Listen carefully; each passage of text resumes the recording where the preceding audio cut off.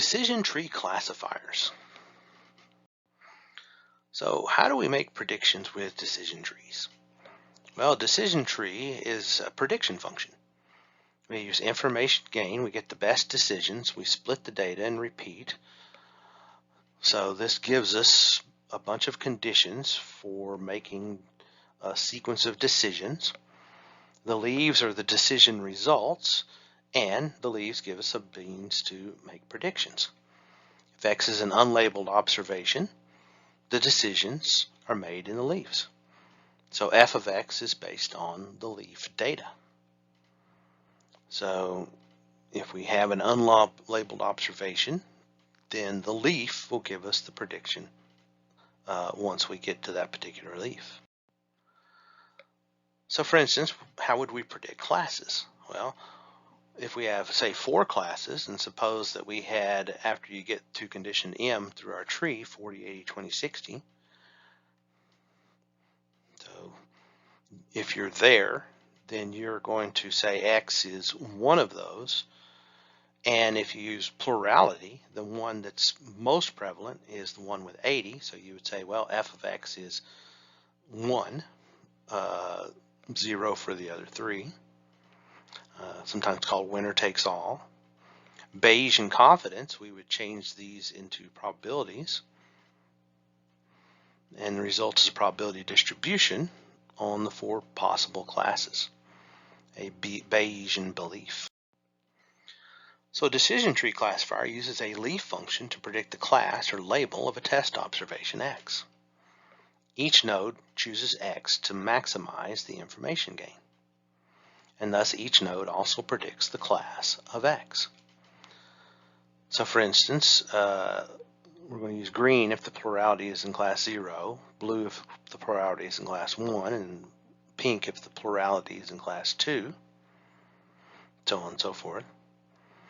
So condition 1, if its plurality is class 0, it would be green, and then maybe condition 2 is blue, and condition 3 is blue, but then maybe condition M is pink, so on and so forth. So the decision tree as a classifier is just a successive refinement of class predictions as you go from node to node to node. So here's some data. This is our car evaluation data with a decision tree classifier.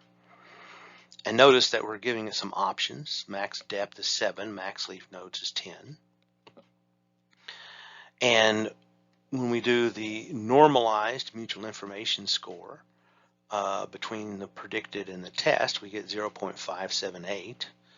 You can't do ROC, AUC on 4 classes, but unacceptable is class 1 and the others are class 0. We could actually look at that and get a decision area under the curve for the ROC of that kind of decision tree. And we get a tree.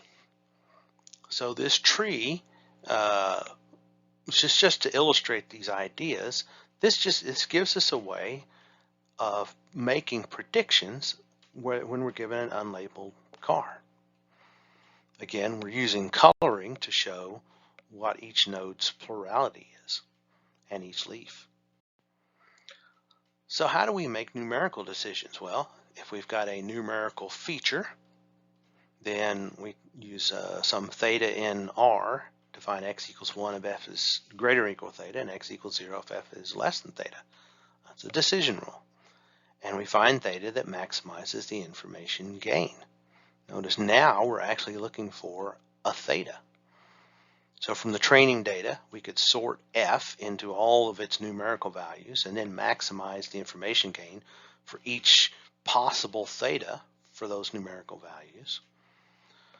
But theoretically, we would actually find the theta that maximizes the information gain using derivatives and optimization. Let's look at some examples. Let's do the iris data. I'll remind you of its properties. And this is how we load it in Python using scikit-learn. And we're going to do a decision tree classifier, fit it to the data. Lots of options we'll talk about. And if we plot the tree, then this is the tree that we get for the iris data. So notice this allows us to make predictions. You give me an iris, and its features, and I predict whether it's Virginica, versicolor, or setosa. So you can actually sort by petal length in the first one, and notice that you can divide the setosa from the other two by setting that at 2.45. So that's how we actually ended up with that 2.45 in the first decision. And it completely classifies setosa. But if we look at the petal width, notice that we can't completely separate. We have to find the best one. Okay? So now we're looking at only classes 1 and 2 when we do this split, and notice that we get 0, 1, and 45. When we go to the next node, that's the number that satisfied that with false, and to the left is true. I want you to notice all these options. So notice here we've got max depth equals 2, and you can see what happens. The tree can go no more than 2 decisions deep. And we can say the minimum samples to split is 10. What does that mean? That means we can never have fewer than 10 when we do a split in any class. So we can use Gini for the impurity measure and many other options. Why so many options? Well, a data set can produce so many different varieties of trees. So here's the same iris data, but with a different initial decision. See, decision trees are unstable. Small variations in the data, small changes in the impurity can lead to radically different trees. And very large data sets can require huge numbers of splits before the trees are pure enough to make predictions. So you may have huge trees, but get down to where you have just very few things in each leaf. So the depth would be very large. And usually that's an indication of overfitting. So let's look at an example, who's getting dessert. This is data for 111 restaurant patrons. Can we design a decision tree to predict who gets dessert? There's so many different conditions to consider.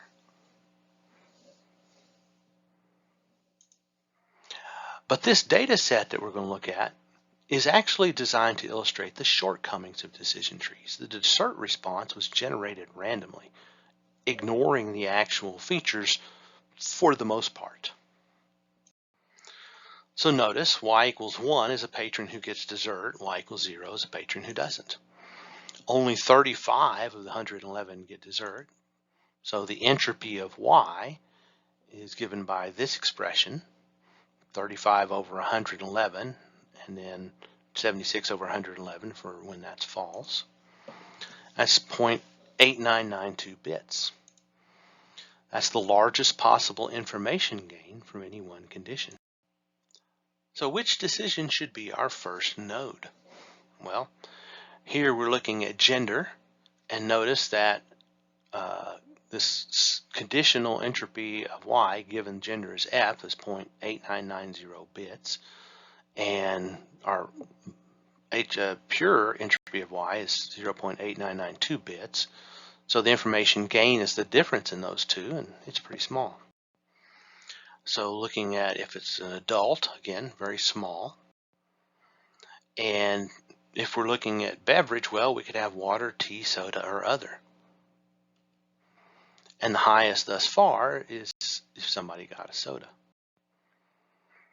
The appetizer, 0.0120 bits. Salad equals no. Our information gain 0.0025 bit.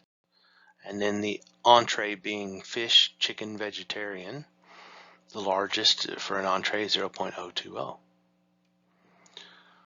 So our highest was for soda. And therefore, that's our first node in the decision tree. Now we look at the 26 that are true for soda. And then we look at the 85 that are false for soda. So if beverage is not equal to soda, we go true, and we look at, say, the appetizer. And then maybe the entree is fish or vegetables. And maybe the entree is fish.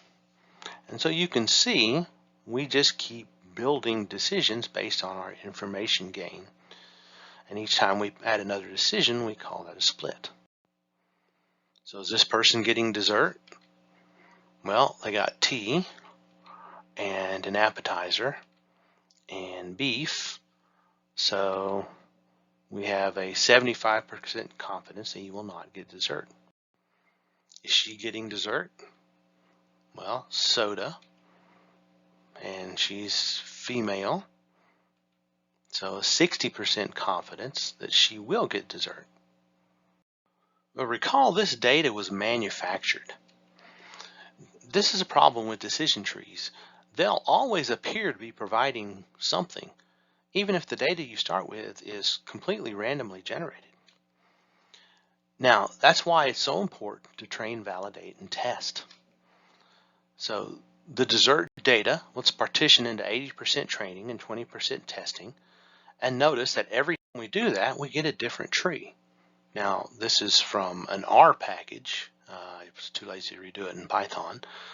But you can see that with 100% of the training set, we get this tree. And then here's with 80% of the training set, randomly selected, different initial decision.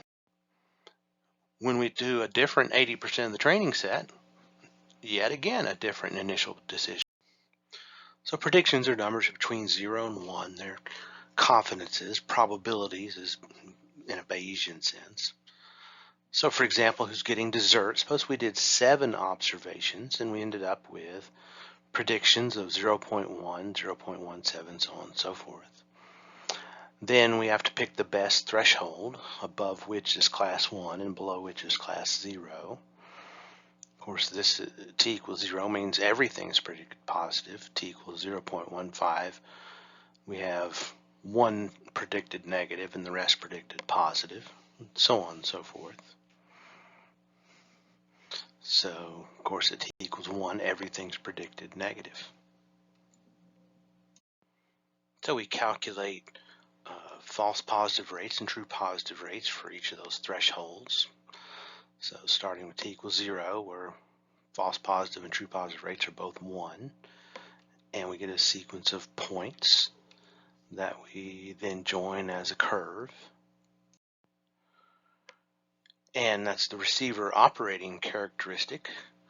The point closest to that upper left corner, the point 0.1, gives us the best threshold. In this case, that's a number between 0.1 and 0.54. And the area under the curve is 0.63. And there's more. Our focus has been on decision tree classifiers. Binary decisions as nodes of decision trees. Entropy or similar are used to create best trees from data.